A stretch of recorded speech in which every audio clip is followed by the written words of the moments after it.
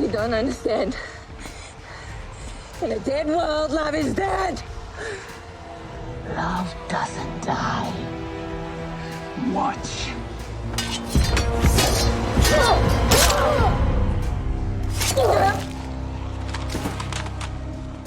Love doesn't die. Yeah, love doesn't die. Okay, we get it. This is one of the scenes that does not work in episode 6 of The Ones Who Live. All right, let's get to it, y'all. Hi, y'all, and welcome to Ingrid's Insights, the channel where I tease out meaning in TV, movies, and other media. Today's topic is on The Ones Who Live, the finale episode, episode 6, titled The Last Time. So generally, when I do these recaps, I just give some insights about the episode and go in sequential order, scene by scene. But today, I'd rather not do a recap and go in sequential order like that. What I really want to talk about is what worked in the episode and what definitely didn't work. And in my perspective, it comes back to the adage of showing versus telling.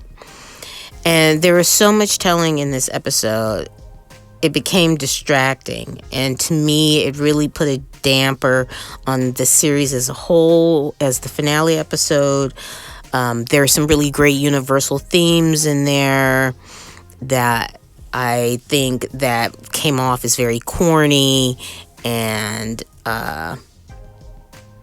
insincere. And it's too bad because the actors, they're decent actors.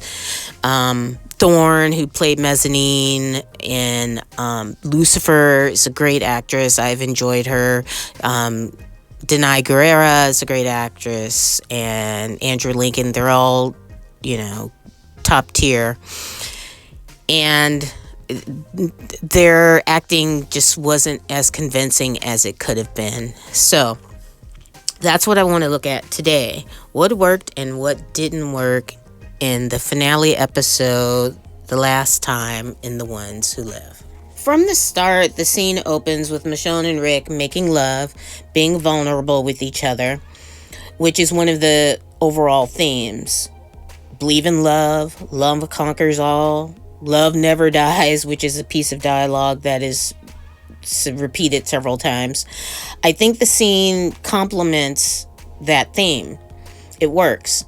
Where it falls short is with the voiceover or the narration of the various points of view. So these are audio clips from past episodes, and they're with Michonne and Rick, which I actually think complements this scene. But there's also Okafor, Jadis, Thorne, Nate, and Major General Bill. And it just seems to force the episode's theme and the series themes down our throat without providing subtextual evidence. Okafor tells us that Rick and Thorne are what the CRM needs to be. Jadis espouses the CRM's rhetoric of people are a resource, which is also what Negan says, but anyway, I digress. Nate says he knows how to build and burn things, but the new world needs much more than that. Then Major General Bill says to Rick, you escaped 4 times. Why are you still here? It just seems like they are just trying to push all of these ideas of what the episode is going to address and wrap up down our throats in the first 4 or 5 minutes, and it's not needed. All of these character voices are not needed in this opening scene. I think the 3 that work here, if we're going to do voiceovers, is Michonne and Rick and Thorne's. Let's take a look. You tried to escape 4 times. Why are you here? Esa Manuela Vate. Do you still love me? Always.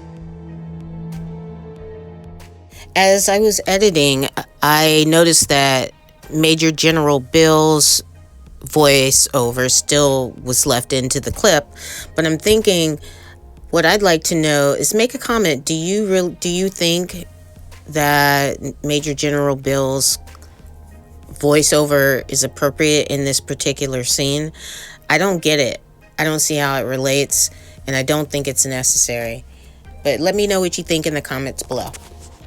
These voiceovers work because they address both the themes, which are that love never dies and conquers all, and also addresses what's actually happening in the scene. We see Rick and Michonne making love. That love is so powerful, it never dies and conquers all, even the mighty CRM. And it does this without being heavy-handed, with all of this being bogged down with all of this dialogue that doesn't really relate. Keeping with this opening scene, and why it works, we see Rick and Michonne, we're panning in, and over the table we see that they've eaten, that they've had something to drink. We see that they're planning, we see the maps.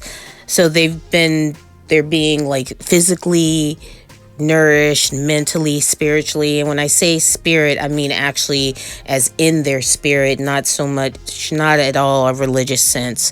So especially Rick, who his spirit has been reignited after reuniting with Michonne. We see the uniforms, which suggest the subterfuge they'll enact later, and we see the tons of candles suggesting the sensual nature of what's happening between them, but also the burning away of the past through love.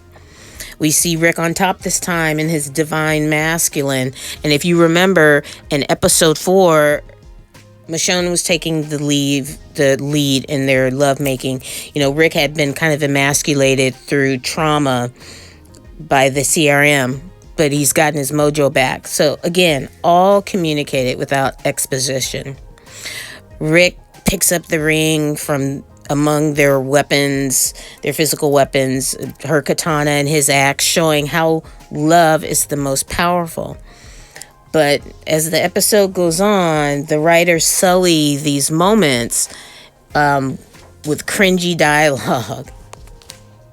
Another place where this showing and not telling works is when Michonne goes to Jadis's room, and we don't see Jadis's room. We see Anne's room, Anne the artist. All of the art, mostly of her past, her love for Gabriel, her love for her garbage people, for lack of a better term.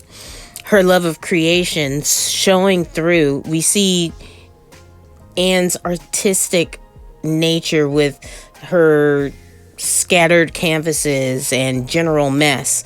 You know, the mess could also suggest a depression, a conflicted nature between Anne, who Jadis really wants to be. See, this is showing. No words were uttered in this scene, but so much was communicated. Let's take a look.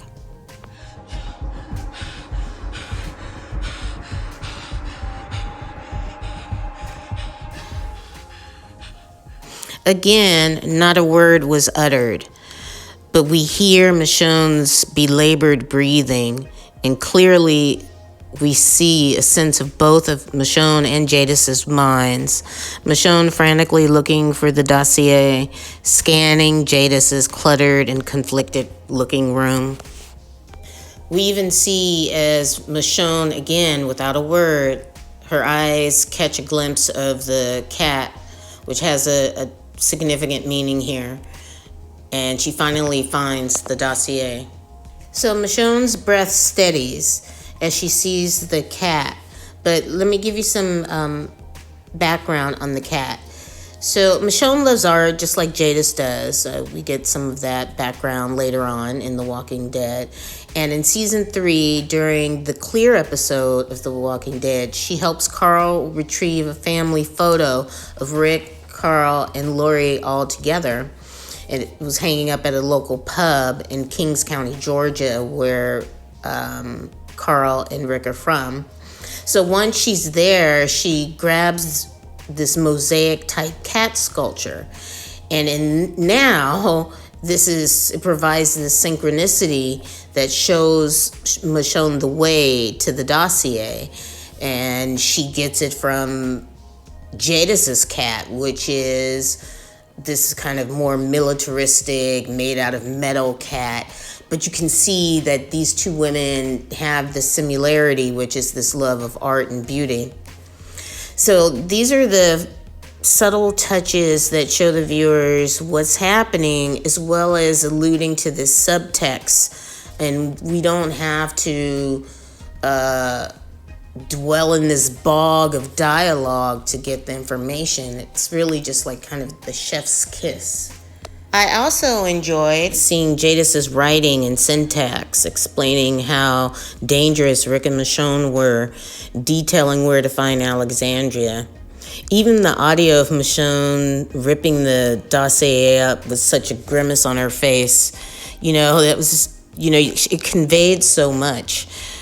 We needed more of this and like fewer meaningless flashbacks and lengthy, laborious dialogue sessions, such as the one between Rick and Major General Bill, which switches back and forth with Michonne sitting and listening again to a narrative about the Echelon briefing, which is the CRM's plan to kill everyone except a few in the CRM and their operatives.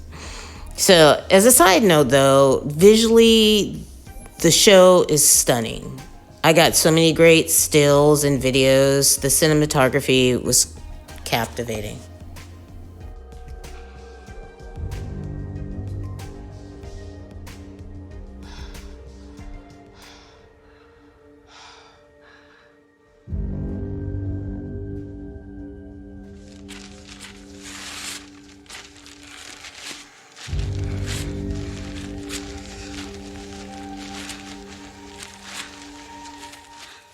Tell me your thoughts in the comments. Do you agree that Michonne and Jadis's states of mind were clearly communicated in the scene without the use of traditional dialogue? Except for maybe if you consider Jadis's letter and Michonne's actions as a form of dialogue? I do know that some viewers had an issue with Michonne standing there ripping the letter into little pieces while at any moment she could be discovered. And like realistically, wouldn't she have just grabbed the letter, skimmed it to make sure it was the actual dossier and fled? Well, I don't know. Humans don't always do the most rational things, but I'm interested in your thoughts. Now, on to dialogue and narratives and flashbacks that didn't work and seemed lazy, stifling, meaning slowing the pacing, and sometimes outright confusing. Let's take a look.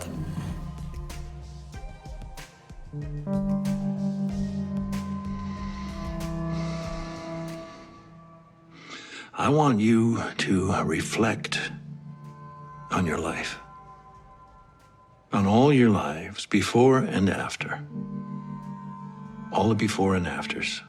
Here, the subtlety of the acting is good. The sighing, the pausing, the eye blinking. And I know what some of you are thinking. You're like thinking that's a contradiction because you just said, let's look at a place where it didn't work. Well, this scene between Major General Bill and Rick goes on for quite some time, like far too long, where they're just sitting and talking. So some of it is good, but most of it isn't. And again, it's not the acting. It's not the acting itself. And like the saying goes nowadays, multiple things can be true at once. The acting is not the problem in The Ones Who Live. It's the writing and the plot. And it's not every episode, obviously. It's just, to me, for my personal opinion, this episode was the worst in terms of plot and sincerity. So Major General Bill is attempting to connect his background to Rick's, seemingly trying to convince Rick that they are not dissimilar. And instead of making the series longer by at least like 3 episodes, so we could explore this connection, as well as others, such as like Okafor and Thorne's past and how this relates to Rick, we are rushed through with flashbacks and dragging dialogue. The middle third of the episode drags along at a snail's pace because these two dynamic characters are sitting and talking. Well, Major General Bill does most of the talking, and Rick just sits there as the Wayback Machine of flashbacks. While we cut to Michonne conveniently, again, sitting and listening to a seminar on how the CRM plans to end the world as they know it. Since I'm not a professional writer yet, I'm not sure specifically how the writers might have given Major General Bill and Okafor and Thorne more roundedness, but I know it needs to be more time. They needed more episodes and not to just rush through everyone's story, because then we don't really connect with them. And I think maybe that's just the issue with the limited series in itself, but they needed more episodes. Anyway, and also thinking about the CRM itself. The CRM had been built up as this terrifying force throughout the Walking Dead universe, but in the ones who live, it felt like a letdown. Major General Bill was hyped up as like this mastermind, yet we never truly got into his psyche. Now, I know that during this dialogue, Major General Bill talked about his background and how he was raised up by the VA and saved from his alcoholic father who beat him all the time. So we get this sense that, he had a terrible upbringing. So that's part of why he is so militarized. But really, we needed more than that. We needed to see that, and then maybe in a flashback. I mean, I'm not against flashbacks. I think that they're important when they're used to convey information. In this situation, there's no way to know anything about anyone truly unless there's a flashback. So what's motivating him besides the generic military power? What does he fear? What are his real weaknesses? We never really find that out through plot. It's just dialogue. Then there's Thorne. She had the potential to be such a compelling antagonist, especially giving her internal conflict about Rick. I mean, he was like her brother. He is her family. She told Michonne that. So we know that she really cared for him. But instead of fully exploring that struggle, she felt like a plot device, sort of, just to foil Michonne, but still not. I wanted a little more about her. And I get the argument, because I think that what some people will say is that this was about Michonne and Rick's love story. This wasn't really about the other characters. But in order for us to care, or for their love story to seem more compelling, we needed to see how the other characters, I think, related to their love story, and not so superficially. In Okafor, his character, I liked Okafor, and I really wanted to see more of him. I just think, 1 or 2 episodes, right? And that's it. And again, I know the story is not about Okafor, but Okafor is mirroring Rick, right? Except for Okafor ended up killing his own wife, something that Rick would never do. But I just think seeing maybe Okafor, again, using a flashback with his wife, and seeing a little bit of that struggle, or maybe it wasn't a struggle, or maybe something really compelled him to go ahead and bomb, I think it was Pittsburgh, where his wife was stationed, or whatever, to let the walkers overrun them. I just think, again, we needed more time. I know the story's not about Okafor, Thorne, and Major General Bill, nor the CRM itself, But because the CRM played such a pivotal role in some of the other part of the Walking Dead universe, we needed to see more of it, and not just through narration or dialogue.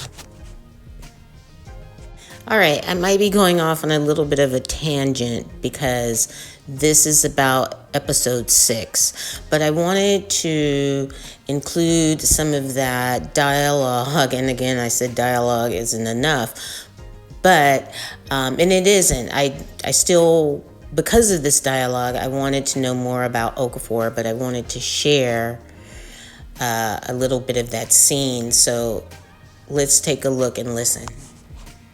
I lost everything!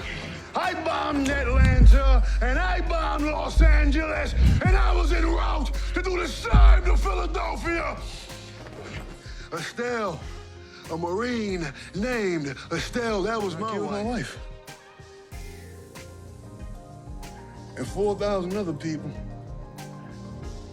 And we saved hundreds of thousands, maybe the whole world, with her choice. I tried with you, Rick. I tried. It's not just the dialogue between Rick and Okafor that's so compelling. It's also the plot that preceded it. I just wish that we knew more about Okafor through the plot. Okay, moving on from that dead horse. We're back in episode 6 with some of the cringiest dialogue that came off intellectually lazy and far beneath the caliber of the actors. Let's take a look. We tell the Civic Republic what the CRM does, like the bombing, whatever else they do. If we don't, who will? No one. You don't leave people behind.